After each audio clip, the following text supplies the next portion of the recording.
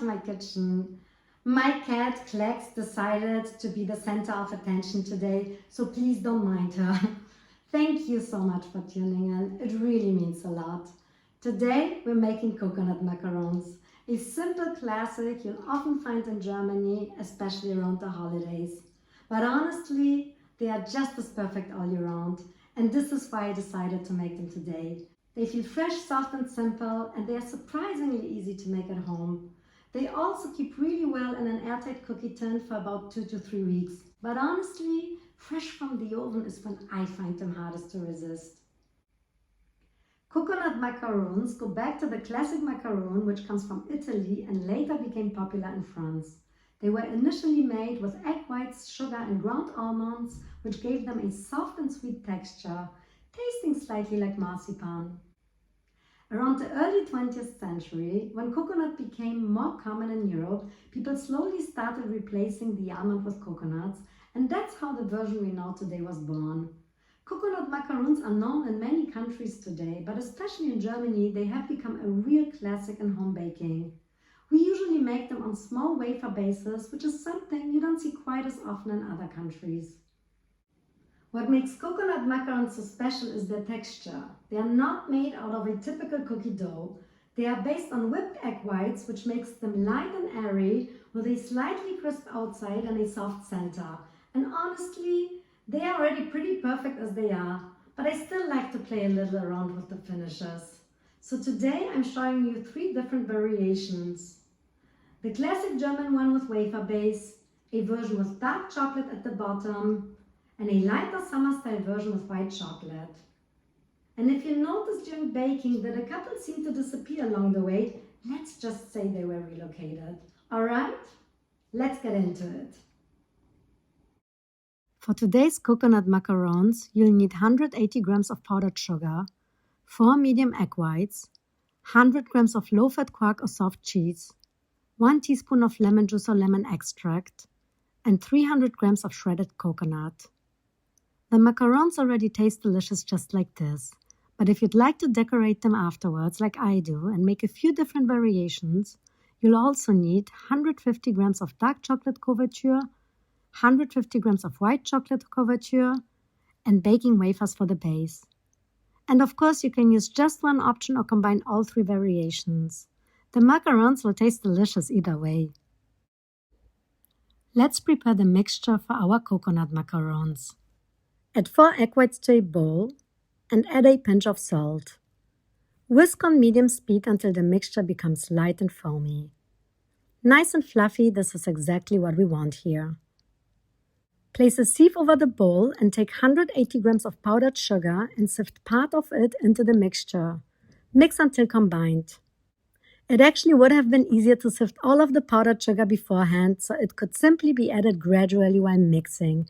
I forgot to do that this time, so we are improvising. Honestly, most baking sessions end up like this anyway. Since I didn't sift it beforehand, I'll just repeat the process in batches until all 180 grams of powdered sugar are incorporated and the mixture becomes smooth, thick, glossy, and holds together nicely. Now add 100 grams of low-fat quark. I'm using a very low-fat version here with about 0.3% fat, but a slightly higher fat content works perfectly fine too and will probably make the macarons even a little richer. Next, add 1 teaspoon of lemon juice for a little freshness. I'm actually using a lemon seasoning here, but regular lemon juice works perfectly fine too. Mix briefly on low speed until everything comes together. At this point, the mixture should look creamy and slightly thicker than before. To finish the dough, take 300 grams of shredded coconut and switch to a spatula. Gradually work the coconut into the mixture. Take about a third at a time, mix it in well, then repeat with the next portion until all of it is incorporated. Keep going until the mixture becomes soft but shapeable. It should hold together nicely without becoming runny. Once everything is combined, cover the bowl and let the mixture rest for 10 minutes at room temperature. This gives the coconut time to absorb some moisture and makes shaping much easier later. Let's shape the macarons. For the first batch, I'm using baking wafers with a diameter of 50 millimeters or about 2 inches. Take the dough that has been resting for 10 minutes. As you can see, the texture is now firm, holds its shape well, and is much easier to work with. Take a baking wafer in your hand and add a generous spoonful of the mixture on top. I usually use about 1.5 to 2 teaspoons per macaroon. Then shape it into a small mound. You can do this with a spoon, your fingers, or a combination of both. The goal is creating a nice little coconut hill. Continue until the tray is filled. Now, while working on the next tray, it is a good time to preheat the oven to 160 degrees Celsius with top and bottom heat. For the second tray, I'm shaping the macarons without wafers. These will be used for the other variations later. Again, I start with a spoon and adjust the shape by hand as needed. Some people use a small ice cream scoop for this step. That works perfectly well too. I usually finish shaping them by hand. Not everything in baking needs a special gadget. That's called character. The macarons are in the oven now. They need about 12 to 14 minutes at 160 degrees Celsius with top and bottom heat. You can already see them developing a light golden color on top. That's usually my sign that they are ready to come out. And apparently, my cat Klex has decided to supervise today's baking session. She already introduced herself in the intro and clearly feels responsible for quality control. Anyway, back to the macarons. This is what they look like when they come out of the oven. Lightly golden on top, but still quite pale overall. Some people prefer them darker and leave them in for another few minutes. I personally like them this way because the center stays soft and moist.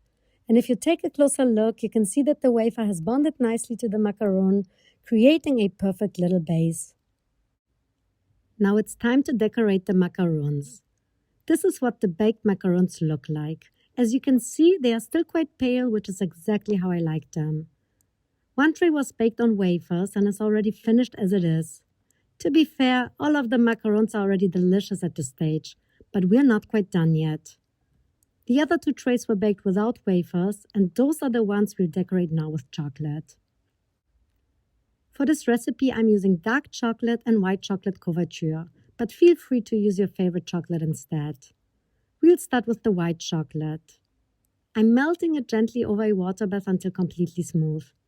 While the microwave can work as well, I find a water bath a little easier here because it keeps the chocolate at a steady temperature while decorating. Once the chocolate has melted, take a macaron and dip the bottom into the chocolate. Then place it onto a sheet of baking paper.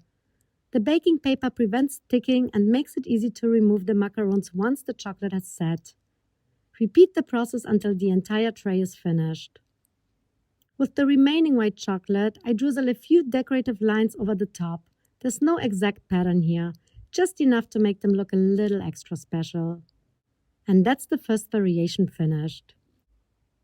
Now let's repeat the same process with the dark chocolate. Melt the chocolate over a water bath until smooth. Again, take a macaron and dip the bottom into the chocolate. Then place it back onto the baking paper. As you can see, I tend to be generous with the chocolate. Nobody has complained so far. Continue until all the macarons are coated. I love the contrast between the dark chocolate and the light coconut. It looks especially nice once everything has set. Here they are, 3 different ways to enjoy the same coconut macarons. Some with chocolate, some without, and none of them will last very long. There we have it, the final result. I'd say these turned out beautifully. For a recipe this simple, they feel surprisingly special and nothing beats them straight from the oven. I also love how you can create different variations just with a few simple changes. Thank you for baking along with me today. It truly means a lot. I'd love to see you again for the next batch, so feel free to like and subscribe. And I don't know if you noticed, but a few of these cookies mysteriously vanished before filming was over. I've decided not to investigate. After all, my job is making the cookies.